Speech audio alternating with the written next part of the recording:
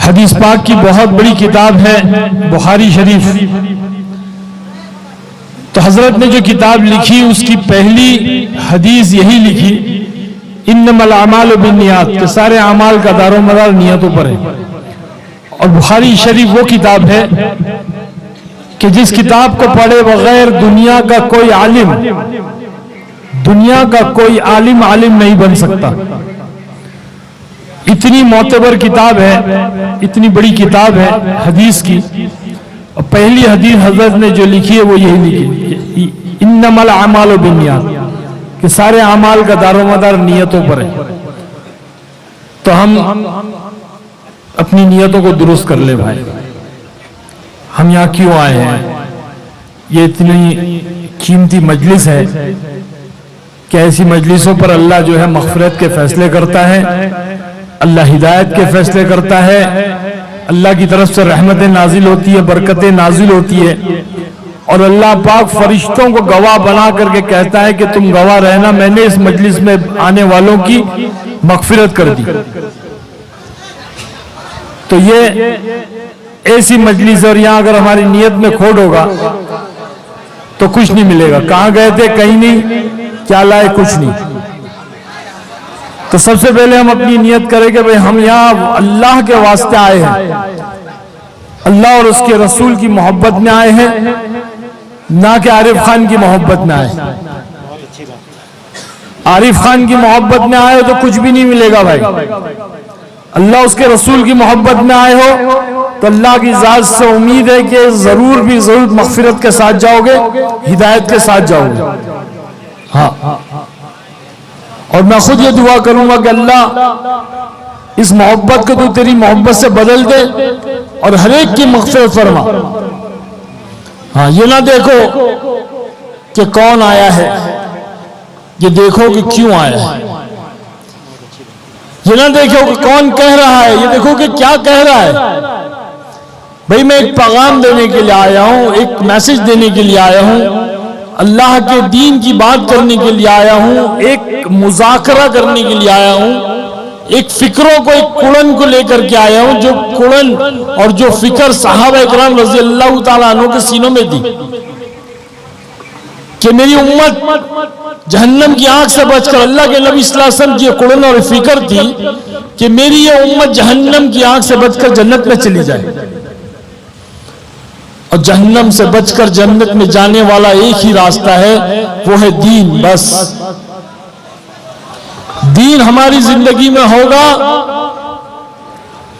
हम इंशाअल्लाह जरूर जन्नत में जाएंगे, अल्लाह हमसे राजी होगा। अगर दीन हमारी जिंदगियों में नहीं होगा, हम इस दुनिया में भी कामयाब हो जाएंगे और हमेश हमेश की आखिरत में भी नाकाम हो जाएंगे। जिंदगी में दीन नहीं होगा, इस दुनिया में भी नाकाम हो जाएंगे और आखिरत में भी नाकाम हो जाएंगे। ये फिक्रों को लेकर मैं आया, इतने दूर सफर से मैं आ रहा हूं। मैं बेंगलोर में रहता हूं। मैं वैसे तो हूं बॉम्बे का रहने वाला, मेरी पैदाइश जवानी सब बॉम्बे में गुजरी। अब कई 20-22 साल से मैं बेंगलोर सेटल हो गया। तो बेंगलोर से कलकत्ता का फ्लाइट 3 घंटे का है। घर से 3-4 घंटे पहले निकलना पड़ता है। फिर वहां से कलकत्ता पहुंचा, रात भर ट्रेन में सफर किया, फरक्का आया, फरक्का से फिर वो भाई साहब ने एक जगह कयाम कराया, फिर वहां से यहां आया। तबीयत पर इतना बोझ है भाई, क्या बताऊं मैं। भाई बैठ जाओ, भाई इधर बैठ जाओ, नीचे बैठ जाओ, पीछे वालों को नहीं दिख रहा है, बैठो, ज्यादा वक्त नहीं लूंगा, मैं थक गया हूं भाई। मैं ये इसलिए बता रहा हूं कि मेरी तबीयत भी नासाज है, सफर की थकान है, फिर मुझे शुगर का मसला है, डायबिटिक है, तो ये सारी चीजें, उम्र का भी तकाजा है। तब वो पहले वाला रॉकी नहीं है जो यूं ढीम डिशूम फाइटिंग कर रहा है अजय देवगन के साथ। अब उम्र हो गई भाई, कमजोरी आ गई, और इतनी रात तक जागने का मामूल नहीं है। वक्त पे सो जाते हैं, फिर तहज्जुद में उठना होता है, फजर में उठना होता है। लेकिन आप लोग की मोहब्बत को देखकर मैं अपने आप को रोक नहीं पाया, वरना मैं उठ के चला जाता था। अल्लाह इस मोहब्बत को कबूल फरमाए और इस जलसे को कामयाबी अता फरमाए, और जो भी ताउन आप लोग ने किया अल्लाह पाक दोनों जहां में इसका अज्र और बदला बेहतरीन तरीके से अता फरमाए। तो मेरे भाई ज़्यादा वक्त नहीं लूंगा क्योंकि मैं तकरीर और बयान करना नहीं जानता हूं, मैं आलिम नहीं हूं। मैं तो भाई ये चलता फिरता मदरसा ना दावत और तबलीग, उसमें चलते चलते अल्लाह ने कुछ बातें सिखा दी, कुछ बड़ों से उलमा इकराम से अपने अकाबिरों से अल्लाह वालों से सुनकर उसको दोहरा देते हैं। वो कहते हैं ना, मकतब इश्क के अंदाज निराले देखे, मकतब इश्क के अंदाज निराले देखे, छुट्टी उसे ना मिली जिसने सबक याद किया। तो अपना सबक दोहराना है, इसी का नाम दावत है। जब अपना सबक दोहराएंगे, लोगों को जाकर के दावत देंगे, तो अल्लाह पाक सबसे पहले हिदायत हमको देगा, तौफीक हमको देगा। यह है दावत। इसीलिए अल्लाह के नबी सल्लल्लाहु अलैहि वसल्लम ने यह काम सिखाया इस उम्मत को। सहाबा ने इस काम को किया, फिर सहाबा इस काम को लेकर सारे आलम में फैले, और ये चलते चलते ये काम, ये मेहनत, ये दावत की अजीम शान मेहनत ये हम तक पहुंची, जिसके जरिए से आज मुझ जैसे और कई हजारों लाखों लोगों की जिंदगियां बदली है। तबलीग का मतलब होता है तब्दील होना। जब बंदा तबलीग करता है, दावत देता है, तो अल्लाह उसकी जिंदगी को तब्दील कर देता है, एक अजीब इनकलाब आ जाता है। वरना भाइयों, हम तो उस जगह बैठने के लायक नहीं थे जहां मस्जिदों के अंदर चप्पल और जूते रखे जाते, कसम से। मस्जिदों में चप्पल और जूते रखे जाते हैं, उस जगह बैठने के लायक नहीं थे। अल्लाह ने मस्जिद में मिंबर और महराब के पास बैठा दिया। ये सिर्फ दावत और तबलीग की बरकत है, क्योंकि अल्लाह को दाई से बड़ी मोहब्बत है, दाई से बड़ी मोहब्बत है।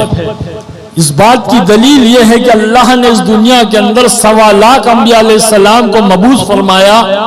अल्लाह के मखसूस बंदे, अल्लाह के मुंतखब किए हुए खास बंदे, मासूम बंदे, बेगुनाह बंदे, अंबिया अलैहिस्सलाम, 1.25 लाख अंबिया अलैहिस्सलाम सबको अल्लाह ने दाई बना करके भेजा।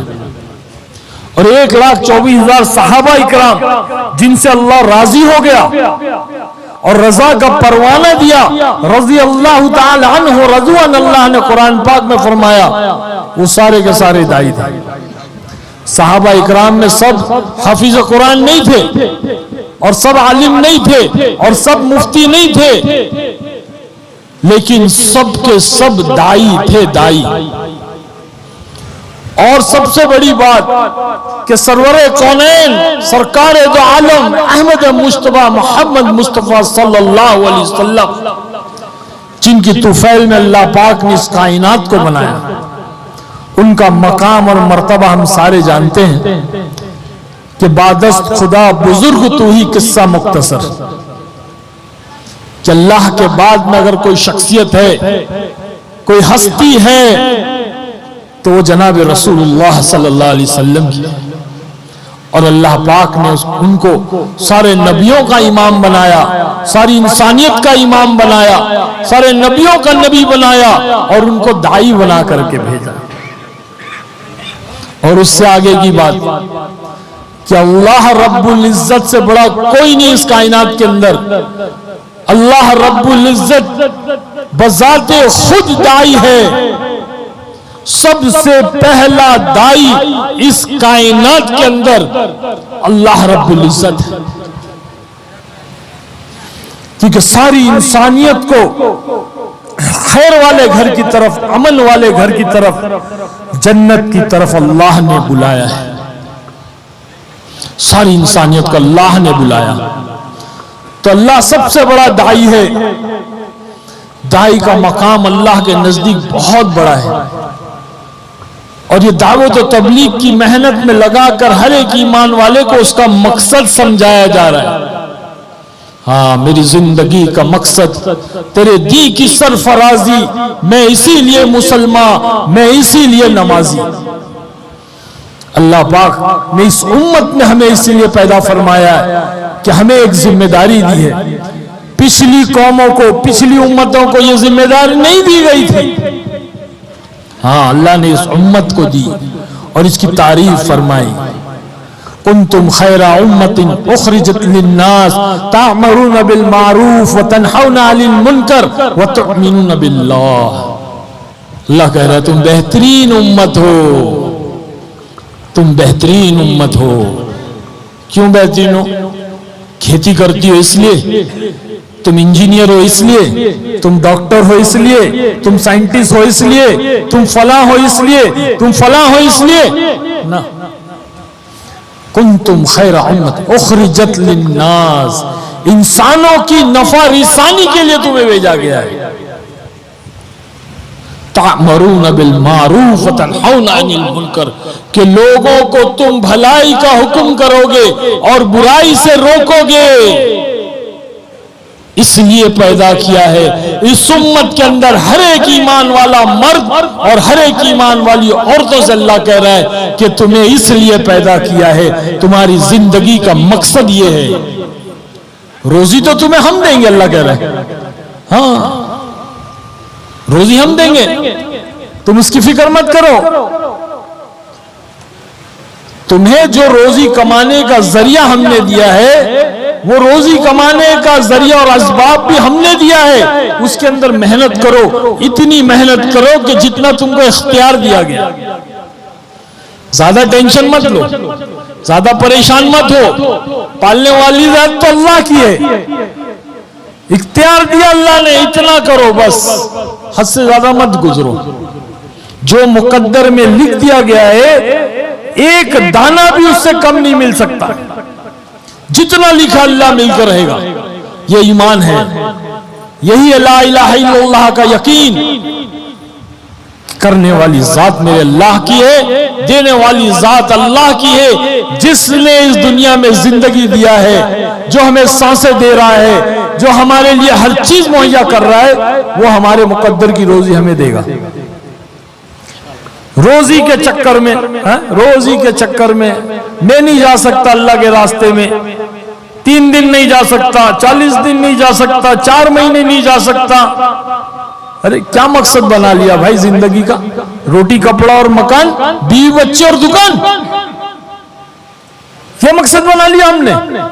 रोटी कपड़ा और मकान, बीवी बच्चे और दुकान, बस इसी में सारी जिंदगी गवा दी, खपा दी और चले गए कब्र के अंदर। क्या लेकर गए? अरे भाई, वक्त का बादशाह भी जाएगा और फकीर भी जाएगा। बादशाह अपने साथ तख्त ताज लेकर नहीं जाएगा और फकीर अपने साथ कटोरा लेकर नहीं जाएगा। हर आदमी अपने ईमान और अमाल को ले जाएगा। और अल्लाह ने यह जिंदगी ईमान और अमाल के बनाने के लिए दी। गोया अल्लाह ने जिंदगी को संवारने के एतबार से दिया, गुजारने के एतबार से नहीं दिया। इस दुनिया के अंदर ईमान वाले भी जिंदगी गुजार रहे, गैर ईमान वाले भी जिंदगी गुजार रहे। दरिंदे चरिंदे परिंदे पाए चौपाए हर कोई जिंदगी गुजार रहा है। फरमाया कि ईमान वाला जिंदगी गुजारेगा नहीं, जिंदगी को संवारेगा। और जिंदगी को संवारने के लिए अल्लाह ने एक ही रास्ता दिया है, बस दीन। दीन जिंदगी में होगा, अल्लाह फरमाता है कि हम तुम्हें दुनिया में भी कामयाब करेंगे, आखिरत में भी कामयाब करेंगे। दीन जिंदगी में नहीं होगा, अल्लाह फरमाता है कि हम तुम्हें दुनिया में भी नाकाम करेंगे, आखिरत में भी नाकाम करेंगे। ये दीन कैसे सीखेंगे? हमने तो मकसद कुछ और ही बना रखा है। हा? हमने दुनिया को मकसद बना लिया। अरे भाई, एक आदमी भैंस लाता है ना, तो मकसद दूध को बनाता है, गोबर को मकसद नहीं बनाता है, दूध को मकसद बनाता है। जब दूध को मकसद बना करके भैंस को लाता है तो गोबर मुफ्त में मिलता है और उस गोबर का नफा मिलता है।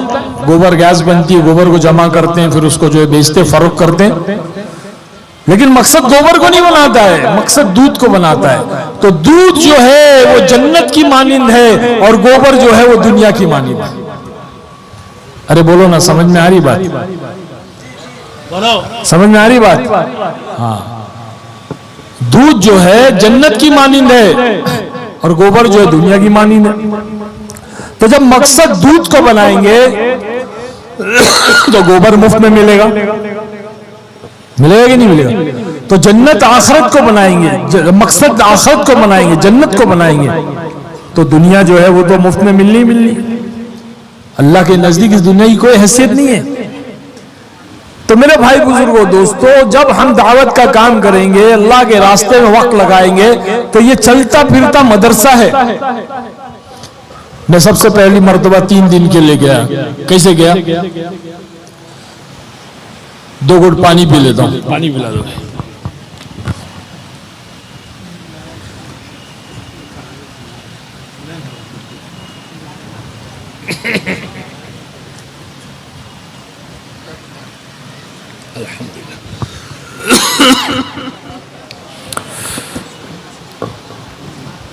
हम जहां रहते थे बॉम्बे में, हमारी कॉलोनी थी। बॉम्बे में आप लोगों को पता होगा फ्लैट सिस्टम होता है। यहाँ माशाअल्लाह सबके अपने अपने इंफरादी घर होते हैं, बड़े बड़े घर होते हैं, खुली हवाएं होती है। लेकिन मुंबई के अंदर जो है वो बिल्डिंगें होती हैं ऊंची ऊंची, उसके अंदर फ्लैट सिस्टम होता है, कबूतर खाना, अपने अपने कमरे में रहते हैं लोग, अड़ोस पड़ोस में कौन है कोई एक दूसरे को पहचानता भी नहीं। ऐसी जिंदगियां होती है मुंबई की। तो उस कॉलोनी के अंदर एक छोटी सी मस्जिद भी थी, तो वहां जमात आया करती थी।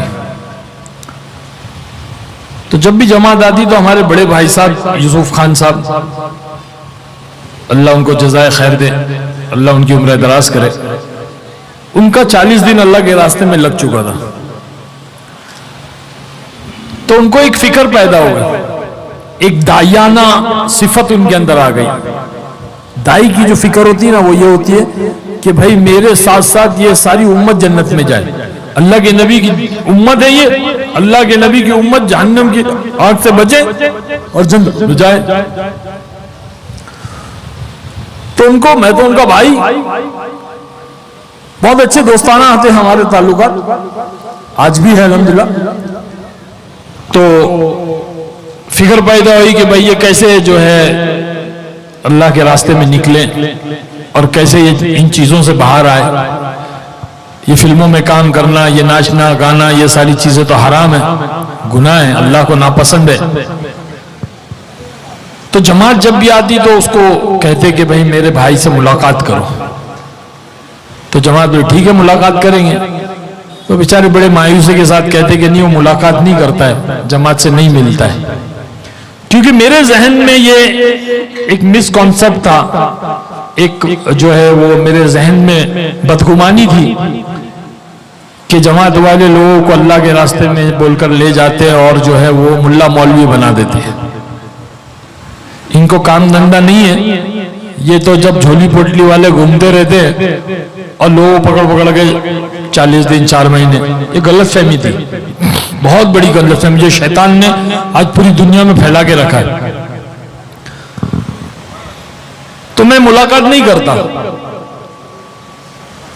तो एक दफा एक जमात आई, उस जमात के अंदर जो अमीर साहब थे बड़े अल्लाह वाले बुजुर्ग आदमी थे, सफेद दाढ़ी, सफेद लिबास, मैला कुचेला, क्योंकि अल्लाह के रास्ते में धूल मिट्टी लगती है तो कपड़े मैले हो जाते। तो हमारे भाई साहब ने उनसे कहा, अमीर साहब मेरे भाई से मुलाकात करनी है लेकिन वो मिलता नहीं, क्या करें? तो अमीर साहब ने कहा कि वो शूटिंग पर कब जाते हैं? तो भाई ने कहा कि वो सुबह जाते हैं 7 बजे। तो वो अमीर साहब सुबह फजर के बाद मेरी गाड़ी के पास आकर ठहर गए, मेरा इंतजार करने लगे। मैं शूटिंग के लिए निकला, देखा तो जो है एक बुजुर्ग खड़े हुए, सफेद दाढ़ी, मैले कुचले कपड़े। तो मैंने सोचा कि ये जो है कोई फकीर मांगने वाला होगा तो उनको कुछ दे दूं। मैंने जेब में हाथ डाला देने के लिए, तो उन्होंने सलाम किया, मैंने जवाब दिया। उन्होंने कहा ना ना ये नहीं चाहिए, मुझे एक सवाल करना है आपसे। तो मैंने कहा कि पूछिए क्या बात है? कहने कि ये बताओ कि मरना है कि नहीं मरना है? तब तेरी की मैं बोला ये कौन बूढ़ा सुबह सुबह यार मरने की बात कर रहा है? सुबह सुबह आदमी काम धंधे पे जा रहा है और ये मरने की बात। बड़ा गुस्सा आया। बोले चाचा हाँ मरना है, पहले आपको मरना है, बाद में मुझे मरना है। तो हंसने लगे। भाई एक दूसरा सवाल किया, कहा ये बताओ कब्र के अंदर गाड़ी जाएगी कि दाढ़ी जाएगी?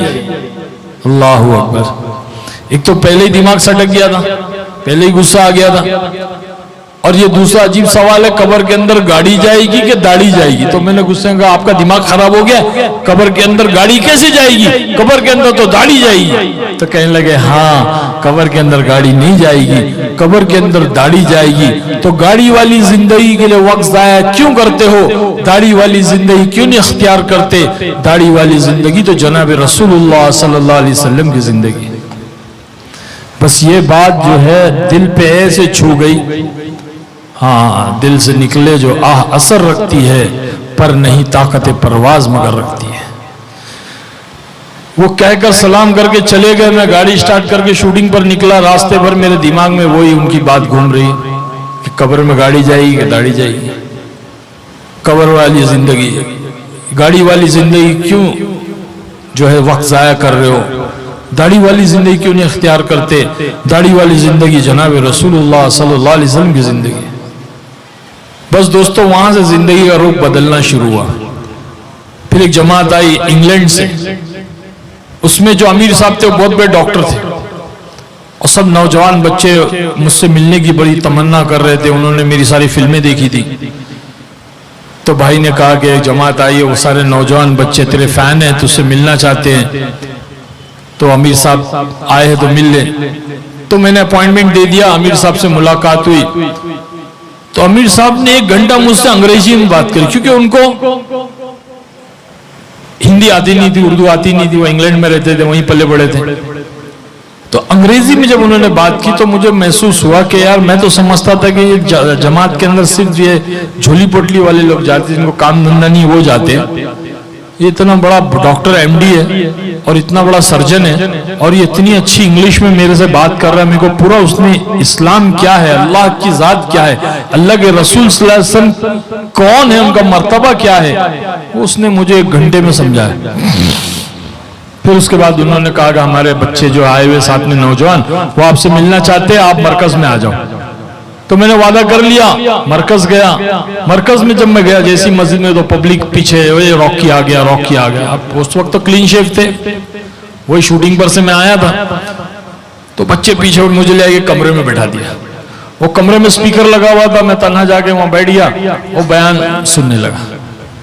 तो वो बात करने वाले जो साथी तो कहने लगे अल्लाह ने कामयाबी दीन में रखी है। अब मुझे दीन मतलब ही नहीं मालूम, मैं तो समझ रहा था कि दिन डे एंड नाइट इतना कोरा था कि दीन क्या है नहीं मालूम। दीन को मैं समझ रहा हूं कि दिन, तो वो कह रहे अल्लाह ने दिन में कामयाबी रखी है, दिन में कामयाबी रखी है। मतलब यार इनके वहां दिन में कामयाबी, अपने वहां तो रात में कामयाबी। तो सारी अय्याशियां जो होती है वो रात में होती है ना। तो ये हाल था। बयान तो सूरा ऊपर से गया, कुछ समझ में आया नहीं। फिर बाद में सब साथी आए, दुआ हो गई, दुआ गया, सब साथी नौजवान, खूबसूरत खूबसूरत नौजवान, चेहरे मोहरे, लिबास सुन्नत, सर पे अमामे, सब इंग्लैंड के बच्चे गोरे गोरे आए, मिले। मिलने के बाद में खाने को बैठाया, खाने में ऐसी लज्जत, अल्लाहू अकबर। पहली बार वो दावत तबलीग की, अल्लाह के रास्ते की दाल और रोटी। आज भी कहता हूं कि वो दाल के अंदर अल्लाह ने ऐसी बरकत और ऐसी अल्लाह ने वो रखी थी कि उस दाल ने जो है हराम की बिरयानी छुड़ा दी। खाना खाए, बोले आप आज हमारे साथ मस्जिद में चटाई पे सो जाओ, मस्जिद की चटाई पे सो जाओ। मैं नहीं भाई, मेरे को नहीं होगा सोने यहाँ पे, क्योंकि मैं तो नरम नरम बिस्तरों में, एयर कंडीशन कमरों में, 5 स्टार 7 स्टार होटलों में सोने वाला आदमी, ये मस्जिद की चटाई। बहुत बार बार कहने लगे मस्जिद की चटाई पे सो जाओ, मस्जिद की चटाई पे सो जाओ। तो एकदम दिल में ऐसा खौफ आया। बोला ठीक है भाई चलो आज सो जाते। तो सोने से पहले अमीर साहब ने जो है ना वो साथी तय किए कि अल्लाह के रास्ते में आए हुए जितने मेहमान हैं उनकी रात को निगरानी के लिए कौन जागेगा। तो उस जो आंख अल्लाह के रास्ते में निकले हुए मेहमानों की हिफाजत के लिए, उनकी चौकीदारी के लिए जो आंख जागेगी, अल्लाह उस आंख के ऊपर जहन्नम की आंख को हराम कर देगा। तो मेरे भी दिल में आया, मैंने भी हाथ उठा दिया। तो रात को 2 बजे एक साथी ने आकर के उठाया, बोले आरिफ भाई उठो, खान साहब उठो, आपने बोला था ना। तो मैं उठ के उसके साथ जाके चौकीदारी के लिए बैठ गया मस्जिद के दरवाजे पे। तो साथी ने अल्लाह रसूल की बात शुरू की, तो मेरे को एक आवाज आई रोने की। तो कुछ साथी पहली सफ में रो रहे थे। तो मैंने बोला यार ये क्या, क्यों रो रहे, इनको क्या तकलीफ है, क्या प्रॉब्लम है? बोले ये ऐसे अल्लाह के नबी सल्लल्लाहु अलैहि वसल्लम जो है ना ऐसे रोते थे, सहाबा ऐसे रोते थे उम्मत के लिए, इंसानियत के लिए। ने बोला आज यार बाप बेटे के लिए नहीं रोता है, माँ अपनी औलाद के लिए नहीं रोती, कौन भाई भाई के लिए नहीं रोता, ये लोग क्यों रो रहे? बोले यही तो काम है, बोले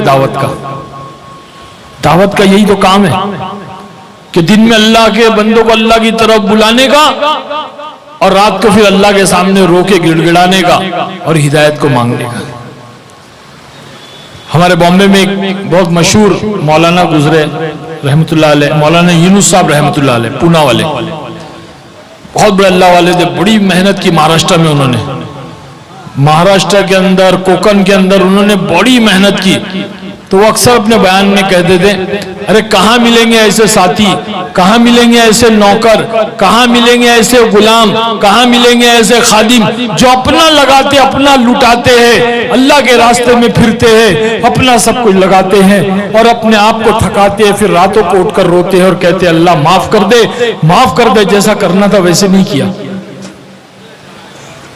अपना जान माल लगा रहे, अपना वक्त लगा रहे, अपनी बीवी बच्चों को छोड़ रहे और अल्लाह के रास्ते में 40 दिन 4 महीने फिर रहे, गांव गांव देहात देहात करिया और रो रहे, फिर रात को उठ करके अल्लाह माफ कर दे, जैसा करना था वैसे नहीं किया। तो बड़ा सुन करके वो हुआ, भाई ये कैसा काम है यार, ये कैसी चीज है। तो मैं वहां से उठा, उस दरवाजे से, मस्जिद के दरवाजे से उठा, जाकर वजू करा, वजू करके मैं जो है 2 रकात नमाज तहज्जुद की, पहली बार जिंदगी में मैंने नियत बांध ली। अब इतने भी काफिर नहीं थे कि नमाज पढ़ना भी नहीं आता था, बचपन में मदरसे वगैरह तो गए थे, तो नमाज तो पता ही थी, तो बस नफिल नमाज बांध ली। फिर नमाज पढ़ के सलाम फेरा, कहा अल्लाह अगर ये सच्चे, इनका रोना सच्चा और इनका ये काम सच्चा, तो तू अल्लाह मुझे माफ कर दे और मेरे को हिदायत दे दे। बस वो कबूलियत की घड़ी थी, अल्लाह ने ऐसे कबूल किया। फजर के बाद बयान हुआ, बयान का तश्कील हुई, मैंने 3 दिन के लिए नाम लिखा दिया। 3 दिन के लिए नाम निकाल किया, मैं औरंगाबाद ले गए महाराष्ट्र में। पूरी मस्जिद ऐसे भर गई जैसे आज ये बड़ी मस्जिद, मरकज, वहां का मरकज, बहुत बड़ी मस्जिद पूरी भर गई। तो मस्जिद बयान वगैरह हुआ सबका, मेरे को खड़ा किया, अमीर साहब ने बोले कुछ बोलो, कैसा लगा आपको? मैं ज़ारो कता रोने लगा, मेरी आंखों से आंसू बहने लगे, मेरी जुबान से अल्फाज नहीं निकल रहा। जो आदमी डायलॉग बोलता है स्क्रीन के ऊपर और तालियां बजती है और उसकी रोटी खाता है, वो आदमी अल्लाह के घर में, जब अल्लाह के घर में मिंबर के पास खड़ा होता है तो उसकी आंखों से आंसू निकलते हैं, लेकिन जुबान कुछ नहीं कह पाती। फिर बड़ा संभलते हुए मैंने कहा भाई ये काम सच्चा है, ये लोग सच्चे हैं, आप लोग भी अल्लाह के रास्ते में निकलो। बस एक आदमी 2 घंटा बयान करता है, तश्कील नहीं होती, कोई खड़े रह के नाम नहीं लिखाता है। मेरा ये रोना और मेरा ये कहना तश्कील करवाता है और लोग खड़े रह के नाम लिखाते हैं। तो पता चला कि तकरीर और बयान से नहीं होता है काम, अंदर की कुड़न से होता है काम, अंदर के गम और दर्द से होता है काम। खैर बयान हो गया, तश्कीलें हो गई, बाहर निकले। तो बाहर निकले तो एक नौजवान ने जो है ना ऐसे टोपी निकाला, अपने जेब में डाल दिया, टोपी निकाला और जेब में डाल दिया। तो एक जिम्मेदार थे कारी शकील साहब, वो कह रहे अरे बेटा टोपी काहे को जेब में रखता है, चप्पल जेब में रख लेना, टोपी घसने वाली चीज थोड़ी है, चप्पल घसने वाली चीज है। अल्लाह अकबर। मैं ऐसा सुन करके मुझे हंसी आ गई। हंसने वाली बात है ना, अरे बोलो ना, टोपी काहे को जेब में रखता है, चप्पल जेब में रख ले, टोपी घसने वाली चीज नहीं है, चप्पल घसने वाली चीज है। तो मुझे हंसी आ गई, लेकिन बाद में मैंने सोचा कि यार ये बात में कितना दम है, बात में कितना दम है कि एक मुसलमान मस्जिद में आता है तो इस्लाम सर पे, और जब मस्जिद से बाहर निकलता तो इस्लाम जेब में। एक मुसलमान मस्जिद में आता है तो इस्लाम सर पे, और मस्जिद के बाहर निकलता है तो इस्लाम को लपेट के जेब में। ये कैसा मुसलमान है यार? हाँ, ये अल्लाह को क्या मुंह दिखाएगा? क्या मुंह दिखाएगा? सिर्फ नारे लगाना इस्लाम है? नारे लगाना, नबी का दामन नहीं छोड़ेंगे, नबी का दामन नहीं छोड़ेंगे। नबी का दामन पकड़ा कहां? पहले नबी के दामन को पकड़ना पड़ेगा ना, फिर तो छोड़ेंगे। और नबी का दामन ऐसा पाक दामन है, ऐसा पाकीज़ा दामन है कि मैं कसम खा के कहता हूं कि जिसने एक बार पकड़ लिया वो इस दुनिया से वली बने बगैर उठ नहीं सकता। दुनिया में वली बने बगैर उठ नहीं सकता, उसको मौत नहीं आ सकती। नबी का दामन इतना पाक दामन है, हम खाली झूठी जुबानों से झूठे नारे लगा रहे हैं कि नबी का दामन नहीं छोड़ेंगे। पहले पकड़ना होगा भाई, इस इस्लाम को, इस नबी की मोहब्बत को अपने दिल में लाना होगा, अपने दिल में लाना होगा। हाँ, एक आदमी ट्रेन के अंदर सफर कर रहा है अपने बच्चे को लेकर, छोटा बच्चा 10 साल का। बोले अब्बा अब्बा प्यास लगी है। तब्बा बोलते पानी तो नहीं है। अच्छा एक काम कर, अगले स्टेशन में उतर के पानी भर ले बोतल में, ले बोतल। अब्बा एक बोतल दे दे, बोले नीचे उतर के पानी भर लेना। स्टेशन आता है, बच्चा उतरता है, देखता तो लाइन लगी हुई है, बच्चा खड़ा रहता लाइन में। अब जब बच्चे का नंबर आता तो ट्रेन चल पड़ती, बच्चा पानी लेके वो भाग रहा है स्टेशन पे, बाप अंदर, बाप का कलेजा धक धक हो रहा है, दिल धक धक हो रहा है, और बच्चा भाग रहा है प्लेटफॉर्म पे। इत्तेफाक से बच्चे का नाम रहता है इस्लाम। क्या रहता है? अरे बोलो ना, बच्चे का नाम रहता है इस्लाम। तो बाप चिल्लाता है, बाप पुकारता है इस्लाम, तो जितने लोग प्लेटफॉर्म पे रहते हैं जिंदाबाद, इस्लाम जिंदाबाद, इस्लाम। वो अपने बेटे को पुकार रहा है, वो पब्लिक बोल रही जिंदाबाद जिंदाबाद। अरे पहले उसको अंदर तो आने दो। बाप क्या बोलता है? पहले उसको अंदर तो आने दो, पहले उसको अंदर तो आने दो। इस्लाम को पहले अंदर लाना पड़ेगा, इस दिल के अंदर, इस दिल के अंदर लाना पड़ेगा। इस दिल के अंदर लाने के लिए क्या करना पड़ेगा? ये दुनिया की गंदी मोहब्बत को निकालना पड़ेगा, लोगों की मोहब्बत को निकालना पड़ेगा, एक अल्लाह और उसके रसूल की मोहब्बत को दिल में लाना पड़ेगा। तब ये दीन इस्लाम इस दिल के अंदर आएगा, इस जिस्म के अंदर आएगा। अब हमारे दिलों के अंदर दुनिया की मोहब्बत पड़ी है, माल माल माल माल। अरे माल से कुछ भी नहीं होता है, माल से होता तो मैं आज यहां थोड़ी बैठा रहता। जो कुछ होता है वो अमाल से होता है, क्योंकि अल्लाह पाक ने लफ्ज़ अमाल के अंदर माल को छुपा के रखा है। लफ्ज़ अमाल के अंदर माल को छुपा है। बोलो आ, अरे बोलो ना, अरे गूंगे क्या? बोलो आ, माल आ, माल आ, माल। तो लफ्ज़ अमाल के अंदर माल है। ईमान और आमाल करेगा, माल पैरों में डालेगा, कदमों में डाला। साहबा के कदमों में डाला कि नहीं डाला? रखने जगह नहीं थी साहबा के पास, सोने चांदी के अंबार लगा दी। हमने आमाल को छोड़ा, माल के पीछे भागे, आमाल भी गया, माल भी नहीं मिला। कहां गए थे? कहीं नहीं। क्या लाए? कुछ नहीं। तो दुनिया जो है ना, कुत्ता है, कुत्ता एकदम खतरनाक कुत्ता, उसको हम दिल में लेके घूम रहे हैं। एक गांव के अंदर एक कुएं के अंदर कुत्ता गिर जाता है, गांव में कुएं में कुत्ता गिर जाता है, पानी खराब, बदबू, लोग परेशान, मशवरा करते क्या करना। बोले फला गांव में एक मुफ्ती साहब है, जाके मसला पूछते कि कुआं कैसे पाक होएगा।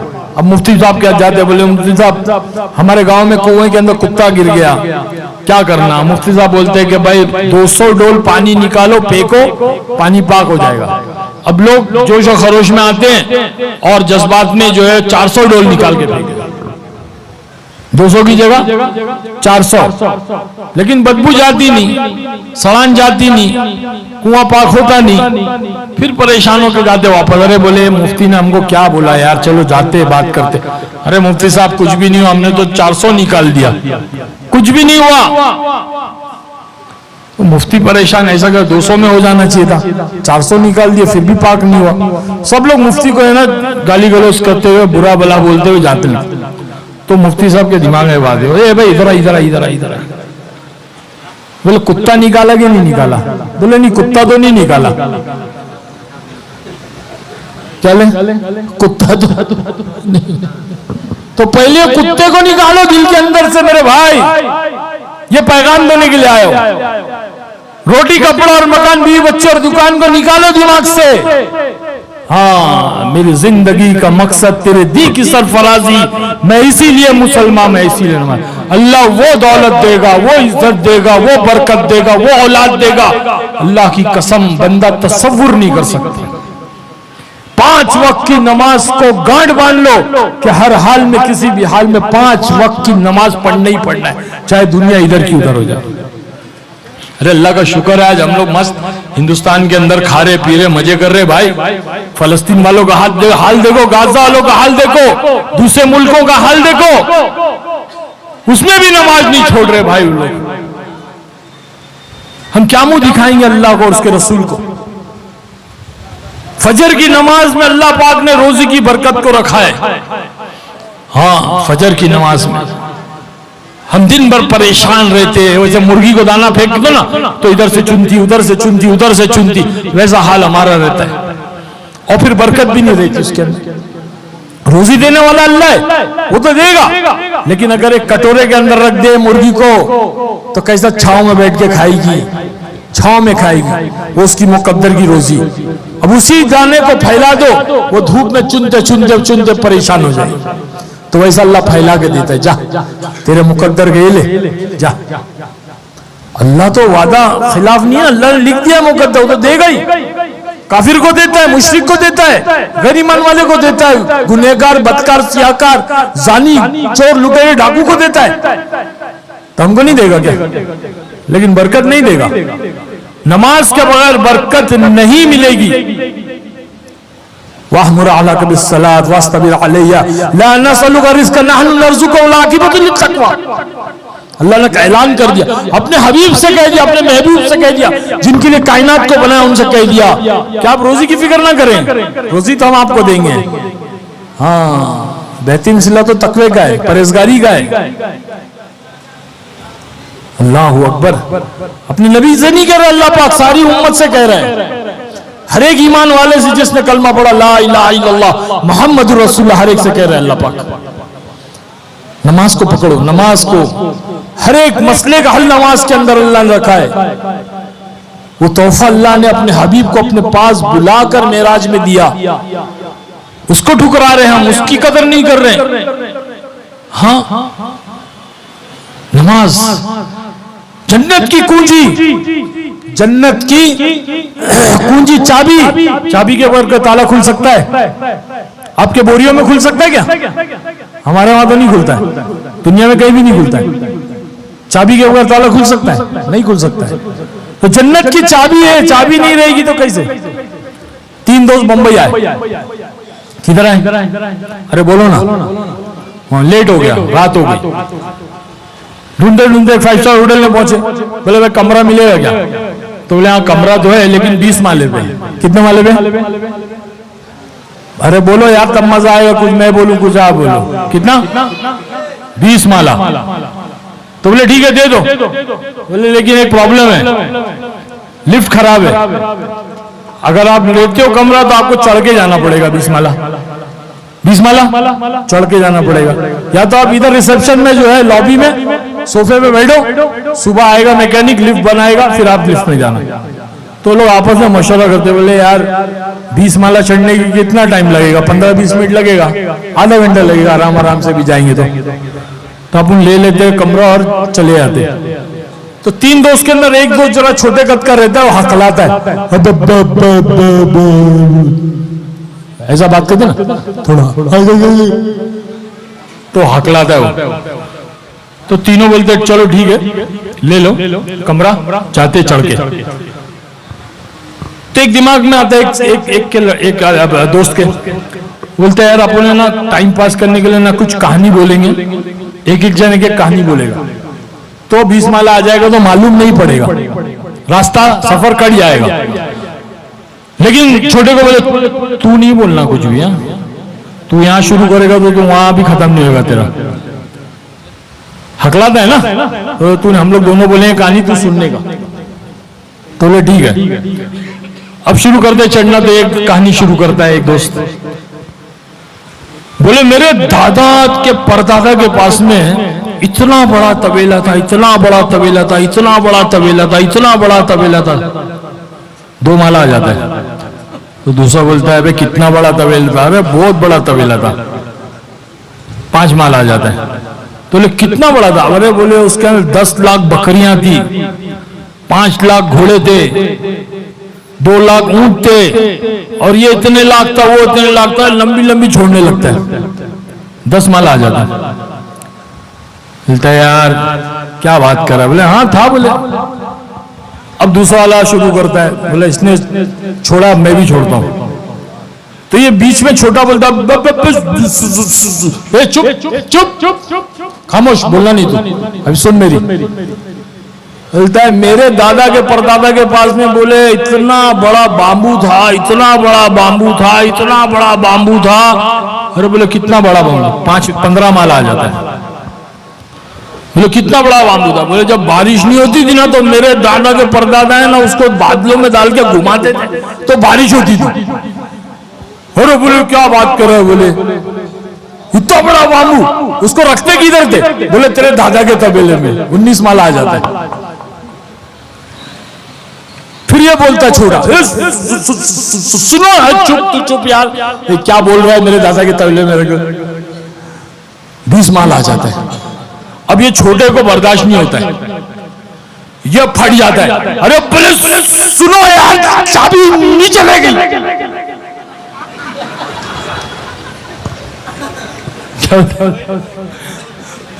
अरे सुनो यार, चाबी नीचे ले गई।